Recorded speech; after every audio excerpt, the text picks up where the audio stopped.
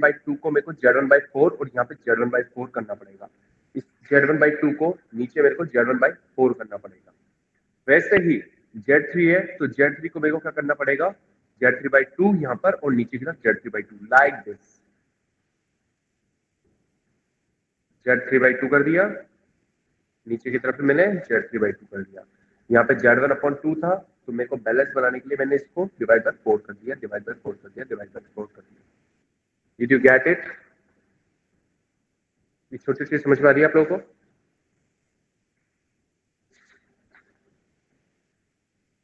क्या मैं आगे चल सकता हूँ? यस और नो बताना। अभी नोट डाउन मत करना। अगर जैसे विनिशा आप मैक्सिमम टाइम नोट डाउन करते हो तो अभी आज नोट डाउन मत करना, क्योंकि मैं काफी क्विकली इन चीजों को कंप्लीट करूंगा। जब मैं बोर्ड पे समझाऊं उस चीज को नोट डाउन कर लेना। सर। क्या आगे चल सकता हूँ मैं? Yes sir. Okay. So now the next thing is that this is a recurrent network. Recurrent network is nothing. It's just a cascade network. Means similar network combination. A similar network connection. So cascade of repeated section. Cascade of repeated section of a network is known as recurrent network. कहाँ use होता है? Line transmission में use होता है। इसको हम ladder network भी बोलते हैं। जैसे हमारे पास क्या है, ये एक टी नेटवर्क है, ये एक टी नेटवर्क है, but right now it is unbalanced. This is your pi network, this is your pi network, but it is also unbalanced. This is your which one? L section, L section, but it is unbalanced. Ladder means this is a copied. Same this one is copied here. Same this one is copied here. So we can say these are your ladder sections. And next one. This is your balanced. How? This is your T1. Okay. Just focus here. This is your T1. पीछे देखना, अगर मैंने इसको balance करना है तो यहाँ पे Z1 था, यहाँ पे Z2 था। This is your Z1 and this is your Z1। अब मेरे को इसको बैलेंस करना था तो मैंने इसको Z1/2 कर दिया, Z1/2 कर दिया। ये मैं चीजें कल समझा चुका हूँ, ये भी चीजें मैं कल समझा चुका हूँ। तो अब इसके बाद में क्या होता है, ये इस बैलेंस टी सेक्शन को मैं एस सेक्शन बोल देता हूँ। वैसे ही इस बैलेंस लेटर पाई सेक्शन को मैं ओ सेक्शन बोल देता हूँ। ये भी मैंने कल समझा चुका था कि अगर जैसे यहाँ पे मेरे को पाई था तो यहाँ पे मेरे को बैलेंस करना है, बैलेंस करना है तो मुझे क्या करना पड़ा, इसको मेरे को हाफ कर दिया मैंने, यहाँ पे हाफ कर दिया। This is the normal thing. L section था, एल सेक्शन को मैंने क्या कर दिया, बैलेंस बना दिया। This is L balance network. T section था, टी सेक्शन को मैंने चेंज करके कैसा बना दिया इसको, ये आई सेक्शन कहलाता है। कभी कभी आपके ऑब्जेक्टिव में क्वेश्चंस आ जाते हैं, आरटीयू तो नहीं देगा लेकिन आपके कभी कभी कॉम्पिटिशन एग्जाम में पूछ लिया जाता है, this is balanced I section और नॉट। अब आप आई ढूंढते रहोगे कि आई कहां पर है, यहाँ पे आप ढूंढते रहोगे आई कहां पर है, आई कहां पर है, तो वो ये रहा।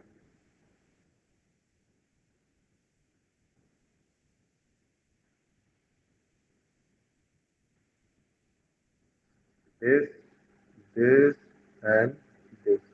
यहाँ पे ओ कहां पर है, यहाँ पे ओ ये, यहाँ पे एच कहां पर है, मैंने आपको कल बताया था एच, इसको उल्टा कर दो। ये आई जैसा दिख रहा है लेकिन ये आई नहीं है, ये एच है। इसको उल्टा कर देंगे तो हमारे पास वो चीज है। वैसे ही आगे एक और चीज होती है, रिकरेंट लेटाइस नेटवर्क।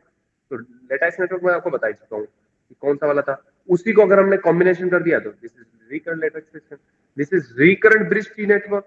ये भी मैंने अभी आपको समझाया था कि ब्रिज टी नेटवर्क है, तो ब्रिज टी नेटवर्क उसको हमने कॉम्बिनेशन कर दिया तो ये हमारे आगे बढ़ गया। उसी तरीके से this is your recurrent bridge balance network, ऐसा कुछ चाहिए। यस बैलेंस है क्योंकि Z3 था, Z3 को ट्वाइस करके हमने Z3 यहाँ लगा दिया।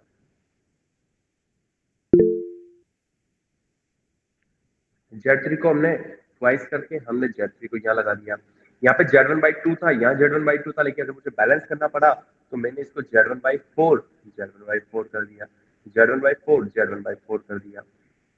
हियर सेम टू सेम मैंने कॉपी करी है और कुछ भी नहीं करा है। तो these were my recurrent networks. Did you get it? क्या समझ में आई ये चीज जो मैंने अभी बताई आपको?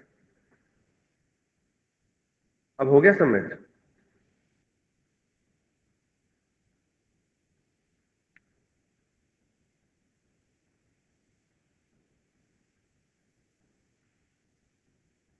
चेक करता हूँ मैं एक बार आपका सबमिट हुआ है नहीं हुआ।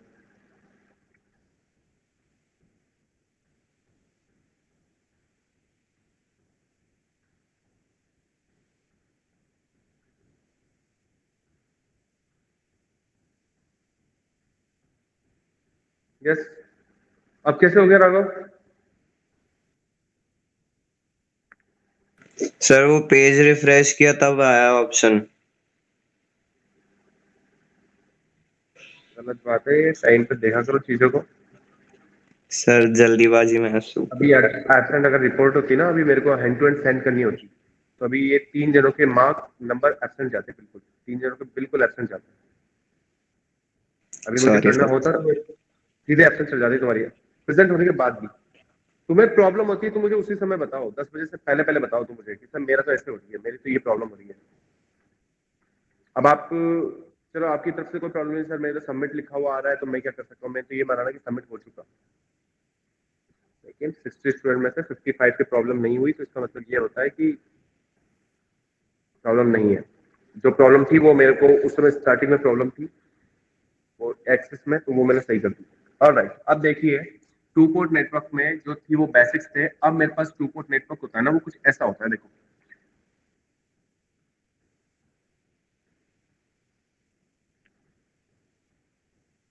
इसी का कॉम्बिनेशन बनता जाएगा, कॉम्बिनेशन बनता जाएगा। तो जब टू पोर्ट नेटवर्क बनाते हैं ना, ये टू पोर्ट नेटवर्क मैंने बना दिया, तो इस टू पोर्ट नेटवर्क के अंदर कभी भी कोई सोर्स नहीं होता है। टू पोर्ट नेटवर्क में कभी भी कोई सोर्स नहीं होता है। तो इस बिहाफ पे अगर मैं प्रैक्टिस करता हूं, तो यहाँ पे, यहाँ पर एक V1 हो गया, एक V2 हो गया, यहाँ पे एक करंट हो गया, यहाँ पे एक करंट एंटर कर दिया। तो इनकी प्रॉपर्टीज को मैं थोड़ा सा अदला बदली कर करा के, मेरे पास 4 टाइप के पैरामीटर्स होते हैं, उन्हें बोलते हैं टू पोर्ट पैरामीटर्स। तो 4 टाइप के पैरामीटर्स होते हैं मेरे पास। That is, one is Z parameter, उसको मैं एक वर्ड और बोलता हूं, उसको मैं बोलता हूं ओपन सर्किट पैरामीटर। कई बार आपके क्वेश्चन इस बेस पे भी आता है, ओपन सर्किट पैरामीटर्स फाइंड करो। दूसरा होता है वाई पैरामीटर, इसको कई बुक्स में ऐसे भी बोल सकते हैं, Y parameter, WYE, Y parameter. इसको बोलते हैं हम शॉर्ट सर्किट पैरामीटर।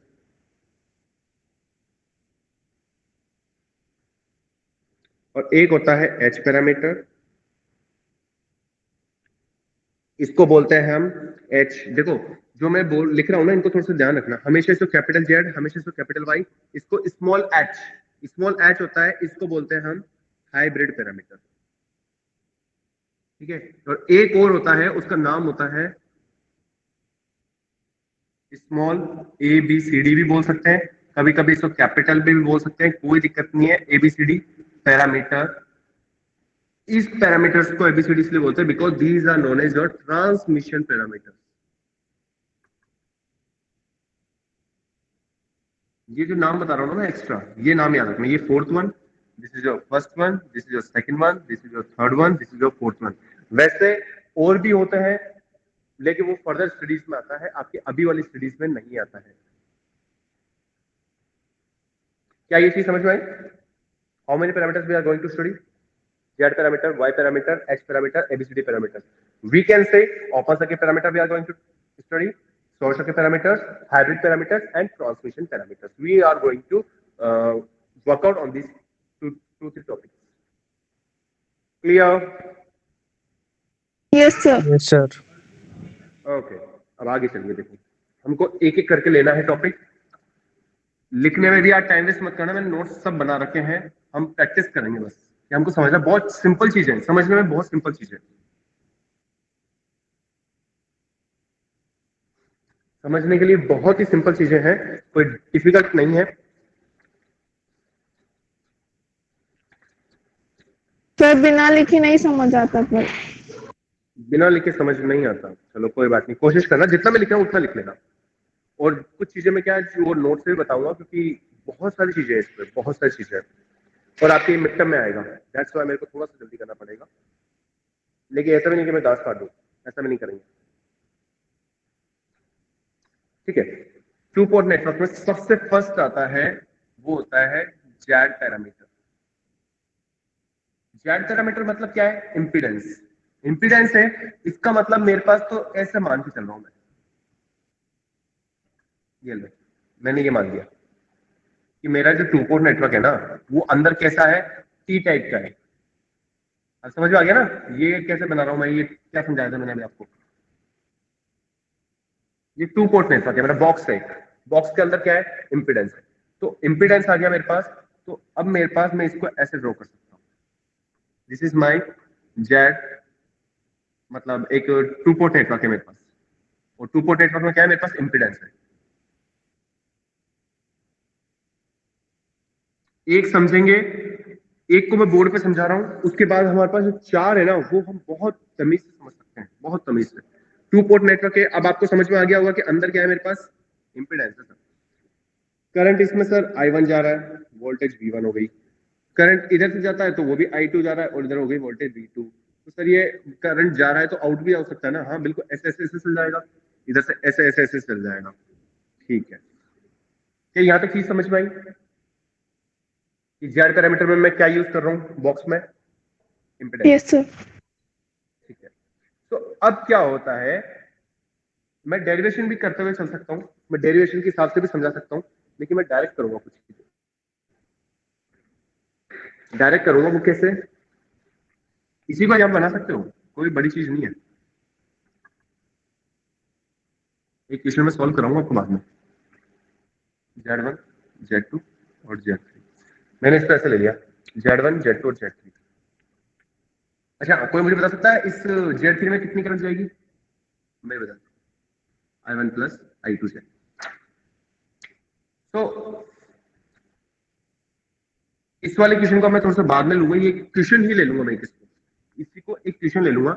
मैं यहाँ बता रहा हूँ, मेरे पास यहाँ पर क्या होता है, अगर मैं केवीएल लगा रहा हूँ, या मैं ऊपर से अगर मैं केवीएल लगाने की सोच रहा हूँ, तो मेरे पास क्या आ जाता है? मेरे पास क्या आ जाएगा एक तरीके से? तो ये हो जाता है मेरे पास V1। और अगर मैं केवीएल लगाऊं या कुछ भी लगाऊं, कोई सी भी इक्वेशन लगाऊं, या इसको ओपन सर्किट पैरामीटर्स लिख दूं, या इसको कुछ भी लिख दूं मैं, तो मेरे पास एक सिंपल सी इक्वेशन होती है।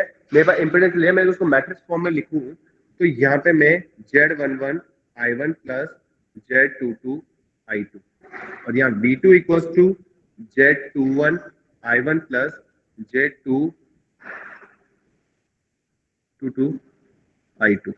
ये मेरे पास मेन ऑफिशियल दो इक्वेशन होती है जेड पैरामीटर्स की। सर आपने कैसे लिख दी? ये मैंने ऐसे लिख दी कि मेरे पास इनपुट तो मेरे पास कितने हैं, दो वोल्टेज मैंने दे रखी है, वो है ये रे V1 V2, और मेरे पास इंपीडेंस कितने हैं इसकी ऑफिशियल इक्वेशन के, मैंने ये ले ली। ये क्वेश्चन है, इसको अभी इससे कंपेयर मत करना प्लीज, मेरी बात समझिए। ये क्वेश्चन है जो मैं अभी इसको खत्म होने के बाद ले रहा हूँ, ये कंप्लीटली एक क्वेश्चन है, इसको अभी कंसिडर मत करना। आपको कंसिडर करनी चीजें यहाँ से कंसिडर करनी है। ये आपके पास ऑफिशियल इक्वेशन, ये इक्वेशन कहां से निकाली है मैंने? ये इधर से निकाली है मैंने, ये इधर से निकाली। इसको सॉल्व करूंगा तो मेरे पास इक्वेशन आएगा, और मैंने करंट को, हाँ हाँ वो लगा दिया मैंने, I1 I2। अब सर इंपिडेंस में ऐसा क्यों किया आपने? अरे मुझे पता है ना कि आपके यहाँ V इक्वल टू क्या होता है? IR ही तो होता है। तो मैंने फॉर्मूला वही तो लिखा है कि वोल्टेज को साइड में लिख दिया, बीच में आपके पास रेजिस्टेंस लगा दिया, और इधर क्या लगा दिया? करंट लगा दिया। इससे मेरे पास ये इक्वेशन आती है। क्या यहां तक चीज समझ में आई है? यहां तक चीज समझ में आई? Yes sir. Yes no please. Okay, सबको आई ना? या कुछ पूछना तो पूछ लो, क्योंकि मैं इसके बाद में चीजें करने वाला हूं। अब क्या होगा कि मैंने आपको सिखाया था कि ये एक वर्ड बोला था मैंने कि Z parameter is open circuit parameter. तो मैं क्या करूंगा, एक बार इस वाले सर्किट को ओपन कर दूंगा, एक बार इसको ओपन कर दूंगा। तो अगर मैं अभी राइट साइड को अगर ओपन करता हूं, तो मेरे पास I2 की वैल्यू कितनी हो जाएगी? 0। Open circuit eight right side. तो I2 जीरो हो रहा है मेरे पास, क्योंकि ये वाली ब्रांच मेरे पास क्या होगी, जीरो तो होगी ना। अगर ये ओपन कर दिया तो करंट तो रहेगी नहीं उसमें। तो अगर ये जीरो हो गया तो इससे बाय यूजिंग वन, इस वन के अंदर अगर मैं रखता हूं, ये I2 की वैल्यू वन के अंदर रखता हूं, तो मेरे पास इक्वेशन बन रही है V1 equals to Z11 I1, और ये प्लस में मेरे पास होता है जीरो। तो Z11 क्या हो गया मेरे पास, V1 upon I1। This is my official equation 1। ये होते हैं आपके parameters, Z parameter, Z11 Z2 Z12 Z21 Z22, ये मेरे पैरामीटर्स होते हैं।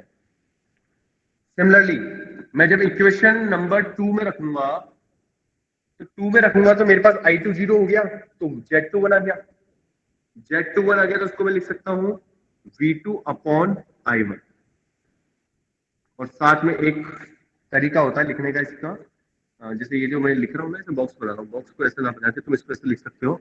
ये Z11 कैसे निकाला आपने, जब I2 इक्वल टू जीरो हुआ। ये कैसे निकाला आपने, जब I2 इक्वल टू जीरो हुआ। सिमिलरली अगर मैं I2 इक्वल टू जीरो कब रखा, जब मैंने इस वाले सर्किट को ओपन किया। अब मैं इसको तो क्लोज करके इस वाले को ओपन कर रहा हूं, मैं इस वाले को ओपन कर रहा हूं, तो मेरे पास होगा I1 equal to zero. I1 equal to zero किया तो बाय इक्वेशन नंबर 1 इसमें रखूंगा, तो मेरे पास Z12 आ जाएगा V1 अपॉन I2, और बाय 2 करूंगा Z22 V2 अपॉन I2। ये आया मेरे पास I1 इक्वल टू जीरो रखने से, ये आया मेरे पास I1 इक्वल टू जीरो रखने से। So these are my 4 Z parameters. These are my 4 Z parameters. क्या ये चीज समझ में आई? Yes, sir. Z11 कैसे निकालेंगे, Z21 कैसे निकालेंगे, Z12 कैसे निकालेंगे और Z21 कैसे निकालेंगे। ये 4 पैरामीटर्स होते हैं जो हमें Z पैरामीटर से निकालने होते हैं। सिमिलरली हम आगे भी करेंगे तो उसमें Y पैरामीटर्स निकालेंगे, सिमिलरली H पैरामीटर्स भी निकालेंगे, और सिमिलरली हम इस पे ABCD पैरामीटर्स भी निकालेंगे। तो ये चीजें आपको माइंड में क्या रखनी है, ये समझना है। Z11 फॉर्मूला ध्यान रखो तुमको, R है, R इक्वल टू क्या था, V बाई I, और यहाँ 1 1 है तो 1/1, 2 1 है तो 2/1, 1 2 है तो 1/2, और ये है तो 1/2। लेकिन आपको करंट पता होनी चाहिए, करंट क्या हो रही है। Z12 तो कौन सी करंट जीरो हो रही है, Z21 तो कौन सी करंट जीरो हो रही है। ये आपको थोड़ा सा याद करने की चीजें, ये याद रखनी है, ऐसे गलतियां नहीं करनी है आपको। तो जब तक ये समझ में नहीं आएगा तो आपको आगे तो कुछ चीजें भी कुछ भी नहीं पता चलेगी। तो मैं एक सर्किट और बताता हूं आपको। अगर मान लो मैंने ये किया तो इसका सर्किट कैसा बनाया मैंने, इसका सर्किट ऐसा बनाया मैंने कि मैंने ये तो 2 पोर्ट नेटवर्क हो गया, ठीक है, और मैंने इस पे लगा दिया एक सोर्स, और इसको कर दिया मैंने ओपन। और जब मैंने इसको लिया तो इस पे क्या करा, इसको कर दिया ओपन, और इस पे लगा दिया मैंने सोर्स। ऐसा किया मैंने। आई होप सो आपको ये चीजें समझ में आई होगी थोड़ी थोड़ी। तो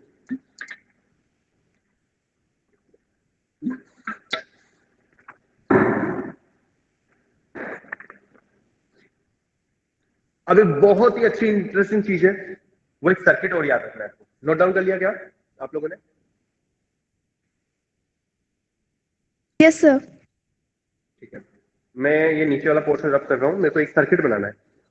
जेड पैरामीटर का एक इक्विवेलेंट सर्किट होता है। मुझे 4 पैरामीटर चाहिए, तो बाकी को रब कर देता हूं मैं।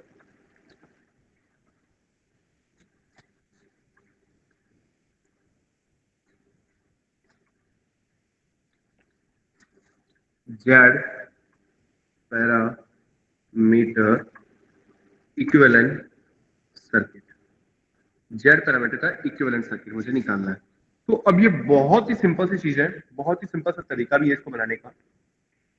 आपको क्या होता है कि Z11 में से तो कौन सी करंट आ रही है, Z11 कहाँ आ रहा है आपके पास, ये रहा, ये एक इंपेडेंस बना दिया, ये हो गया आपका Z11, ठीक है। और इधर आपका हो गया, अगर मैं इंपेडेंस बनाता हूं तो ये हो गया मेरा Z22। यहां से तो करंट आएगी मेरे पास I2, यहाँ आएगी मेरे पास आई। ये तो बहुत सिंपल सी चीज है, इक्विवेलेंट सर्किट बना रहा हूं मैं। अब क्या होता है, बचे मेरे पास कौन से होते हैं, ये डायगोनल वाले ना, Z12 और Z21। ये जो डायगोनली वाले जो मेरे पास है, ये क्या करते हैं, मतलब Z12 किस साइड का है, Z12 इस साइड का है, लेकिन उसमें करंट कौन सा आ रहा है, I2 वाला। और उसी तरीके से Z21 कौन सी साइड का है, इस साइड का, और इसमें करंट कौन सा आ रहा है, I1। तो ये क्या हो गए, ये डिपेंडेंट हो गए, ये वाली चीज क्या हो गई, एक दूसरे पे डिपेंडेंट वाली हो गई। तो यहाँ पे हम जो सोर्स लगाएंगे वो क्या लगाएंगे, डिपेंडेंट लगाएंगे, यहाँ भी डिपेंडेंट लगाएंगे। और सर डिपेंडेंट करंट सोर्स लगाएंगे या वोल्टेज सोर्स लगाएंगे, तो ऑब्वियस सी बात है, आपके पास यहाँ पे इंपीडेंस है, क्या जीरो हो रही है, करंट जीरो हो रही है, तो आपके पास जो लगेगा वो लगेगा आपके पास करंट डिपेंडेंट सोर्स, क्योंकि आपके पास क्या हो रही है, करंट से रिलेट हम कर रहे हैं, तो यहाँ पे हमारे पास लगेगा current dependent voltage source. Current पे डिपेंड कर रहे हैं तो करंट डिपेंडेंट वोल्टेज सोर्स लगेगा, और यहाँ पे वैल्यू क्या आएगी मेरे पास, Z11 Z12 डॉट I2, यहाँ पे आ जाएगा Z21 डॉट I1। सर ऐसा क्यों, किस लिए किया, आप यहां से निकाल सकते हो, V2 निकाल रहे हो तो Z21 इंटू I1, अगर आप यहां से निकाल रहे हो V1 तो V1 कैसे आ जाएगा, Z12 डॉट I2। इतना सिंपल सा ये कॉन्सेप्ट है। क्या ये समझ में आया, जितना समझा रहा हूं इतना रखोगे बहुत है, क्योंकि टू पोर्ट नेटवर्क हमारे इतना ज्यादा फ्यूचर में काम नहीं आएगा, लेकिन पढ़ाना तो पढ़ाना ही होता है। क्या ये समझ में आया है, इक्विवेलेंट सर्किट तो डिपेंडेंट सोर्स पे लगाए Yes, पर sir. वापस बताओ ना। बताता हूँ। म्यूचुअल पढ़ाया था मैंने आपको, म्यूचुअल, एक चीज समझना, एक म्यूचुअल पढ़ाया था, तो म्यूचुअल का जो एक्चुअल जो वैल्यू आती थी, जैसे मान लो इसकी एक तो ऑफिशियल वैल्यू हो गई L और एक होती थी M, ये M किस पे डिपेंड करता था, इधर वाले पे, राइट। Yes sir. खुद का तो मैंने लगा दिया L, लेकिन म्यूचुअल होता था, म्यूचुअल इसके कारण इस पे इफेक्ट होता था, तो ये किस पे डिपेंड कर रहा है, दूसरे वाले पे। सिमिलरली क्या हो रहा है, यहाँ पे क्या होता है, मेरे पास ये वाला ब्लॉक है, ठीक है, मेरे पास जैसा ये इंपीडेंस वाला मैंने ब्लॉक लिया ना अपने पास, जैसे मैंने अपने पास ये मैट्रिक्स वाला लिया, Z11 Z12 Z21 Z22, तो ये Z11 वाली कौन सी लाइन है आपकी, ये इंपीडेंस कौन सी है आपकी, प्राइमरी साइड वाली, और ये वाली कौन सी साइड है आपकी, सेकेंडरी साइड वाली।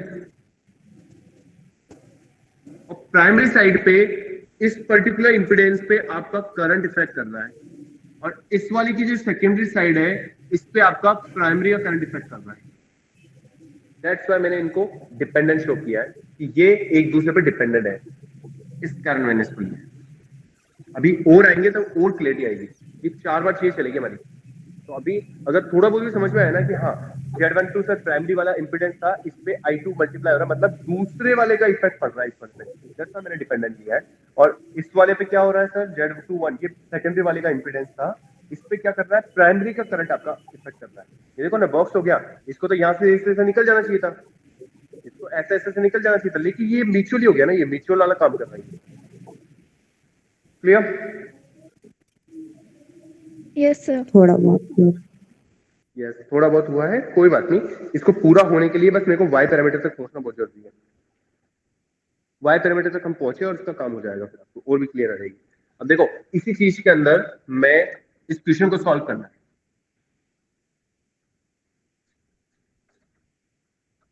अब एक ही क्वेश्चन समझ लेना कैसे करते हैं, ये भी क्वेश्चन बन सकता है, क्वेश्चन ये भी बन सकता है, इसको कैसे सॉल्व करेंगे, जैसे उसको सॉल्व करेंगे। आपके पास एक क्वेश्चन दे दिया था जिसमें ये टी नेटवर्क दे दिया, टी नेटवर्क के अंदर इधर V1 दे दी, इधर I1 इधर I2।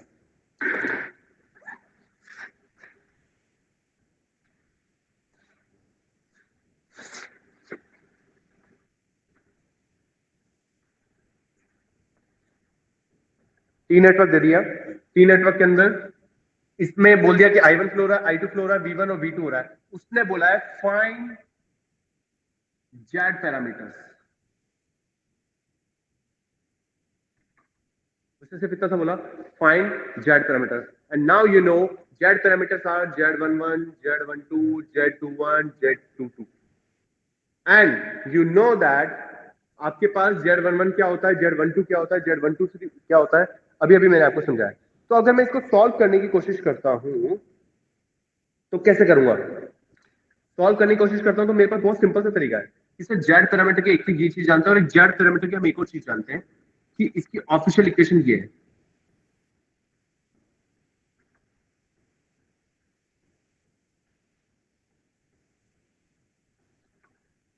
कि सर अगर कैसे ना कैसे करके अगर इसकी इक्वेशन को मैं यहां रख दूं और मैं अगर ऐसी इक्वेशन बना तो मैं कर सकता हूं, तो ये तो आप चलो वो भी मैं बाद में बताऊंगा। ये ऑफिशियल इक्वेशन है, सर कैसे निकालेंगे? बहुत सिंपल है। आपको जब भी ऐसा क्वेश्चन दिख जाए तो आपको पता होना चाहिए कि पैरामीटर्स क्या क्या है। आपके पास ये दिख रहा है कि हाँ ये दो इनपुट हो गए, ये दो इनपुट हो गए, तो टू पोर्ट की तरह काम कर सकते हैं। तो बहुत सिंपल सा तरीका, अगर मैं मान लो यार केवीएल लगाता हूँ इस साइड पे और इस साइड पे, तो कैसे मेरे पास आ सकता है?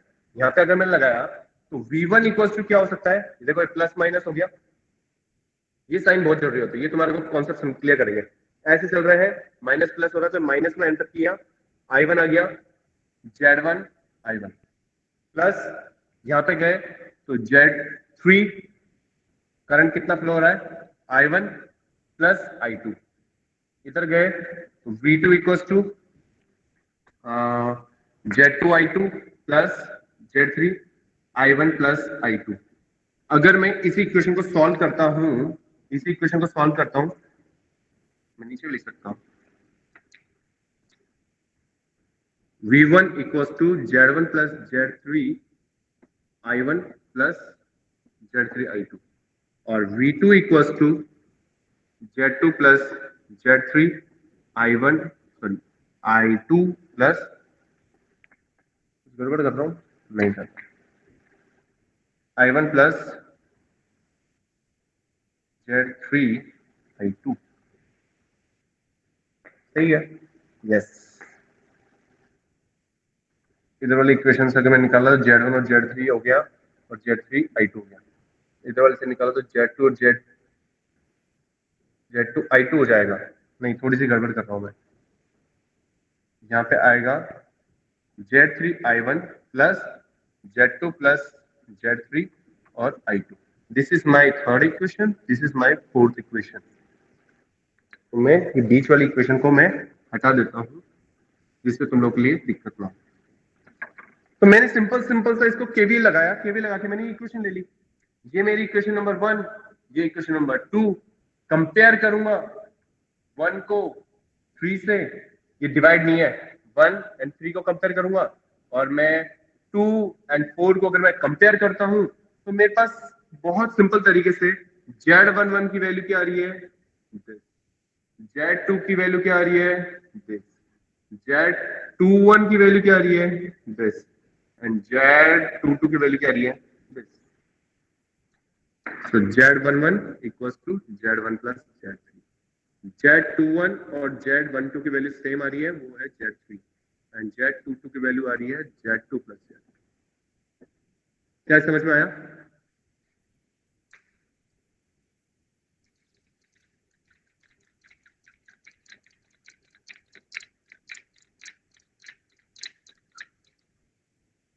क्या समझ में आया या नहीं आया? वैसे उम्मीद तो यही करता हूँ कि आ गया होगा।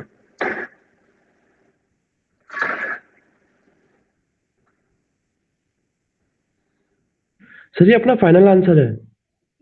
यस, ये फाइनल आंसर है क्योंकि उसमें वैल्यूज नहीं दे रखी ना, ओके सर। उसने वैल्यूज नहीं दे रखी ना, इसलिए ये फाइनल आंसर है। अगर वैल्यूज देता तो फिर भी हम सोचते कि क्या करना है क्या नहीं करना है, लेकिन इसने वैल्यूज दे रखी है तो ये हमारा फाइनल आंसर है।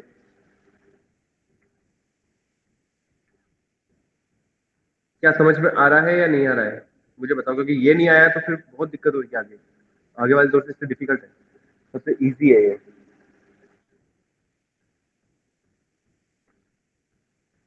सर्जना, रौनक, योगेश, राहुल, सर राकेश, मेरे तो नहीं आया, कुछ भी नहीं आया इसमें, आधा अधूरा।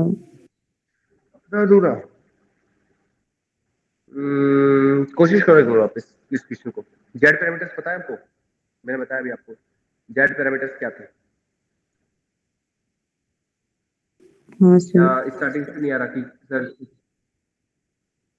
कुछ को आया होगा कुछ को नहीं आया होगा, ठीक है मैं मानता हूँ, क्योंकि लेकिन मैं अभी जेड पैरामीटर से आगे नहीं करूंगा, बिकॉज एकदम से मैं तुम्हारे पे ना वर्डन नहीं डाला जाता कि हाँ ठीक है एक पैरामीटर से समझ में आया तो हम उससे आगे समझ सकते हैं। अगर किसी को मान लो पीछे वाला कैसे क्या किया था वो अगर समझ में नहीं आ रहा है तो मैं एक बार शेयर करता हूँ वापस पीडीएफ, उससे समझना। मैं एक बार पीडीएफ शेयर कर रहा हूँ एक, उससे समझने की कोशिश करना।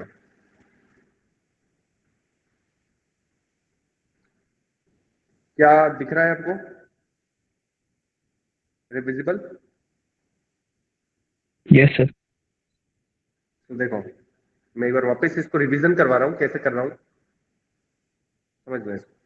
अगर मैं टू पोर्ट नेटवर्क के अंदर जेड पैरामीटर्स की बात कर रहा हूँ तो सबसे पहले वन पोर्ट नेटवर्क पता होना चाहिए कि वन पोर्ट नेटवर्क क्या है। तो देखो ये एक वन पोर्ट नेटवर्क है, this is your one port network.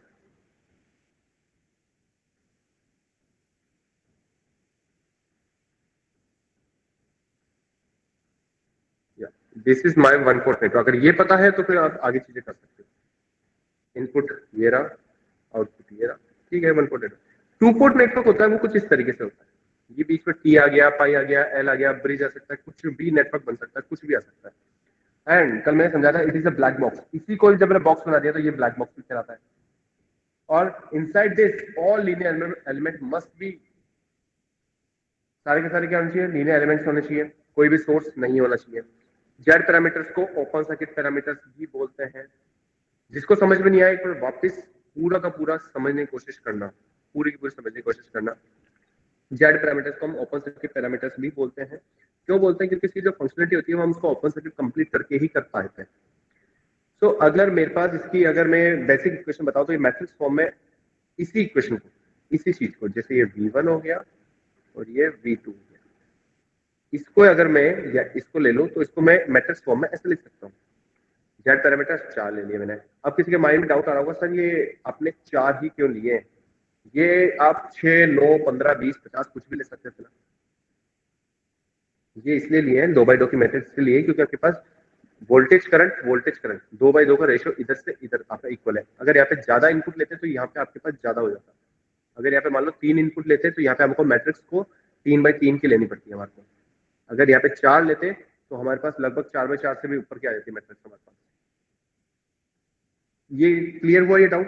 यहाँ पे 2x2 की मैट्रिक्स के लिए। Yes sir. अब क्या होता है, अब हम मैंने आपको बताया जेड पैरामीटर्स होते हैं उसको हम ओपन सर्किट लेके काम करेंगे। ओपन सर्किट, शॉर्ट सर्किट नहीं, क्योंकि आपको इतना पता होगा कि शॉर्ट सर्किट कब करते थे और ओपन सर्किट कब करते थे। ये चीज पहले से मैं बता रखा हूँ। यहाँ पे मैंने क्या करा, अज्यूम करके चला I2 0। और I2 0 कब हो सकता है मेरे पास? जब मैंने इसको आउटपुट पोर्ट को मैंने ओपन करा। या फिर तुम उल्टे तरीके से समझ सकते हो, मैंने एक बार I2 को 0 कर लिया, इससे क्या हो गया? आउटपुट पोर्ट ओपन हो गया मेरा, तो मेरे पास ये वैल्यू आई Z1 की। I2 0 रखते ही मेरे पास ये वैल्यू आई। इन दोनों की वैल्यू को मैंने इस इक्वेशन में रखी, इस इक्वेशन। सिमिलरली मैंने इनपुट को मतलब I1 को 0 रख लिया। I1 ये देखो, ये मैंने मिस्टेक कर दी है, थोड़ी सी समझना इसको, यहाँ पे नोट्स में इसको 1 कर लेना। ये I1 होगा, I1 0 रखा तो मेरे पास ये दो मेरे पास वैल्यूज आ गई है। तो ये बेसिक मेरे पास 4 पैरामीटर्स पता होने चाहिए आपको कि Z11 मतलब V अपन I। R इक्वल टू क्या होता है? V by I. R equal to क्या होता है? V by I. R equal to क्या होता है? V by I. R equal to V by I. But अगर मैं 1 की बात कर रहा हूँ तो input voltage, input current, sorry यहाँ इनपुट तो हमारे पास दोनों ही है। यहाँ पे 1 मतलब प्राइमरी साइड, Z21 मतलब वोल्टेज तो आपकी सेकंड साइड की, लेकिन आपके पास करंट क्या है? प्राइमरी साइड का। तो हो गया ना ये डिपेंडेंसी। वैसे कि वैसे ये भी आपकी डिपेंडेंसी, और ये सिंपल आपका सेकंड सीजन का है, सेकंड साइड का है, तो V2 अपॉन I2। अब ये वाला सर्किट मैंने अभी आपको समझाया था पूरा का पूरा।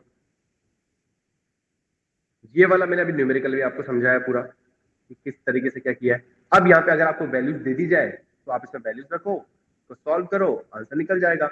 अगर आपको सॉल्व करने की भी इच्छा नहीं है तो आपको ये पता होना चाहिए टी नेटवर्क में हमेशा ऐसा होता है। अगर आपको सॉल्व करने की इच्छा नहीं है तो याद कर लेना टी नेटवर्क में हमेशा ऐसा ही होता है। क्या मैं आगे चल सकता हूँ? थोड़ा दिमाग में आया कुछ? हाँ सर। थोड़ा सा मैं आगे चल रहा हूँ अब, क्योंकि हमें कोर्स को कंप्लीट करना है। सेम टू सेम क्वेश्चन है, जेड पैरामीटर्स निकालने हैं, बट यहाँ पे दिस टाइम मैंने टी की जगह क्या कर लिया, पाई रख लिया। टी की जगह क्या कर लिया मैंने, पाई रख लिया। अब मैंने टी की जगह पाई रख लिया, तो अब क्या करूंगा? ओके, देखते हैं क्या होता है, क्या नहीं होता मेरे पास क्वेश्चन कंडीशन में। तो आपके पास तो सिंपल चीज है, पैरामीटर्स निकालना है, जेड पैरामीटर हम निकाल देंगे। आपको तो दो ही चीजें करनी है, अज्यूम क्या करना, कैलकुलेट चलना है। अब यहाँ पे केवीएल लगाओगे, केवीएल से काम नहीं चलेगा आपका। अगर आप यहाँ केवीएल लगाओगे तो केवीएल से काम नहीं चलेगा, ये लिख के लेना, केवीएल से काम नहीं चलेगा। यहाँ पे करके देख लेना, ट्राई नहीं हो पाएगा। आप तो एक चीज जानो, आपको इतना सा पता है होना चाहिए आपको कि सर आपने एक चीज बताई थी, ओपन सर्किट। ओपन सर्किट मतलब एक बार I2 0 रख लेते हैं। I2 0 रख लिया तो ये वाला सेक्शन 0 हो गया ना, ये वाला सेक्शन 0 हो गया। अगर ये वाला सेक्शन 0 हो गया तो करंट कौन सी फ्लो होगी, सिर्फ I1 एक तो इधर से इधर जाएगी और एक आपकी इधर से इधर जाएगी। तो मैं तो इतना जानता हूं कि अगर I2 0 रखा तो आपके पास ये वैल्यू आनी चाहिए। I2 0 रखा तो आपके पास इंपीडेंस कितना आ रहा है, R1 पैरेलल होगा R2 और R3। इस किसी को मैं बोर्ड पे समझाऊं क्या? बेस्ट ये रहेगा, मैं इसको बोर्ड पे समझाता हूँ, इसमें समझते नहीं है, क्योंकि हमने स्टार्टिंग से बोर्ड पे ही समझा है, तो आपको नोट्स पे समझ में भी नहीं आता जब तक मैं बोर्ड पे क्लियर नहीं करूँगा।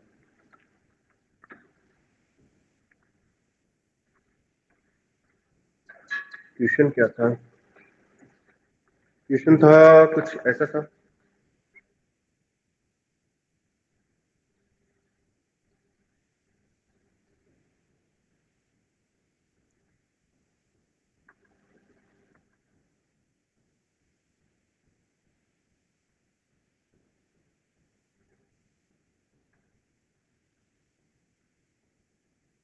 This is R2, R1 and R3। ये तीन आपके पास वैल्यूज दे रखी थी।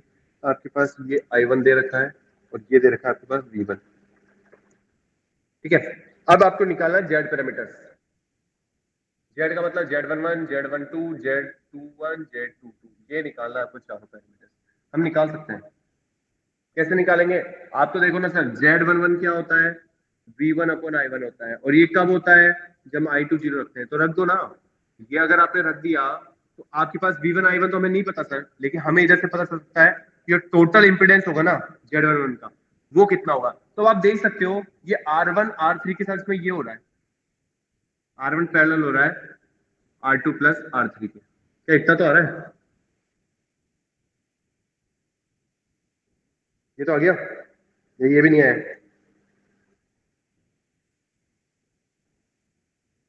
आगे सर। ये तो आ गया होगा, ठीक है।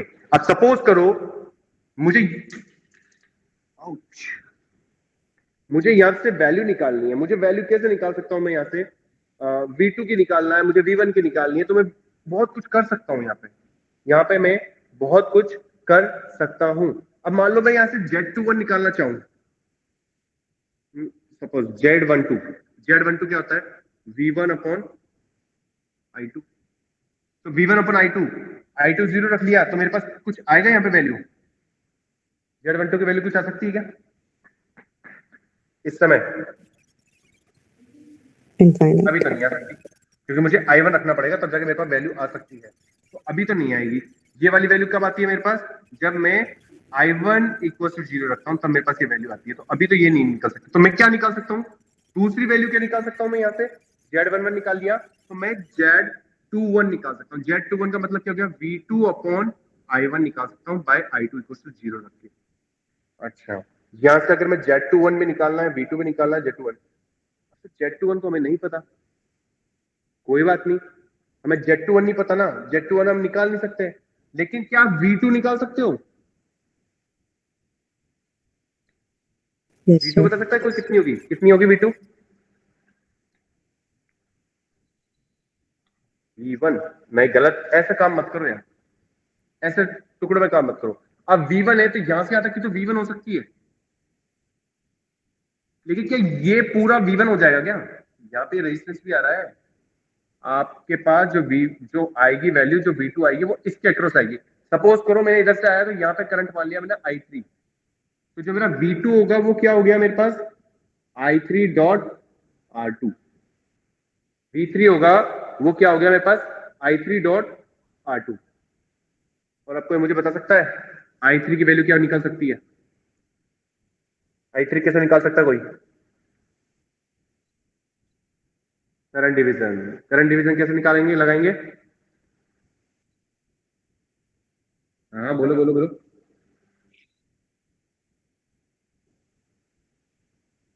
ऐसे निकालेंगे या कोई और तरीका होता है? ऐसे निकलेगा क्या करंट डिवीजन पे? या मैंने कुछ गलती करी है, सोचो। बिल्कुल सही करा है मैंने अभी तक तो। हाँ तो मुझे भी पता है, थोड़ा सा तुम्हें ही अटकाता हूँ कि हाँ तुम थोड़ा सा इसके अंदर ये वैल्यू रख रहा हूँ, I3 की वैल्यू यहाँ रख रहा हूँ।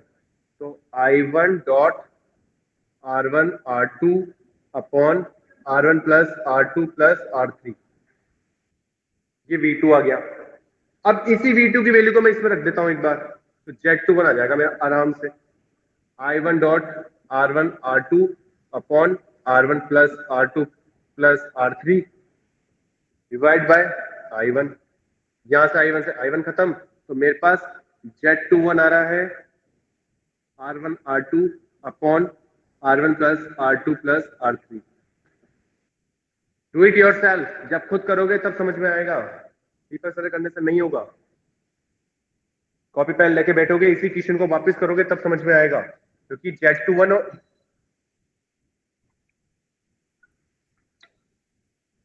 बिकॉज Z12 और Z22 ये आपको निकालना है, मुझे नहीं। क्या करना मैं करूं अभी तो निकाला है Z11 और Z21 by using I2 equals to 0। Same to same मुझे Z22 और Z12 निकालना है by using I1 equals to 0।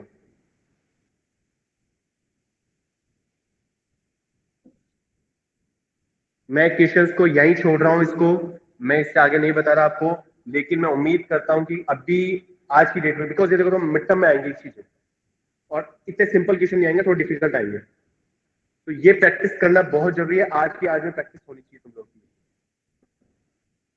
Remaining करो छोड़ रहा हूं मैं क्वेश्चन, अभी Z11 और Z21 निकाला मैंने, इसको इधर इसको इधर इसको इधर इसको इधर करा, बस कुछ नहीं करा। अभी आप लोग को निकालना है Z12 और Z21 by using I1 equals to 0 और I1 इक्वल्स टू 0। सर्जना आज घूमना फिरना छोड़ के आज ये पढ़ाई कर लेना, and remaining all Vinisha and all इस क्वेश्चन को प्रैक्टिस कर लेना, बहुत जरूरी है, नहीं करोगे दिक्कत आएगी तुम लोगों को। Yes sir. जितना पढ़ा है मैं अभी शेयर कर रहा हूँ तुमको, कुछ चीजें तो वो भी मैं अभी शेयर कर दूंगा तुमको। और रजिस्टर भी भर गया 23। वैसे आज तो मिड टर्म दिया है ना, मिड टर्म में कितने स्टूडेंट एब्सेंट थे? मैं मिड टर्म वाले अटेंडेंस लगाऊंगा आज। मिड टर्म में सिर्फ ये जिम बाबा कौन है अभी भी बता दो, एक क्लास में बैठा और बता रहे नहीं हो शर्म के बारे में। कोई बात नहीं, हम वेल चल लिया, लिख दिया कि चेंज तो करना ही पड़ेगा ना। I would also like to see that how much you are gym freak.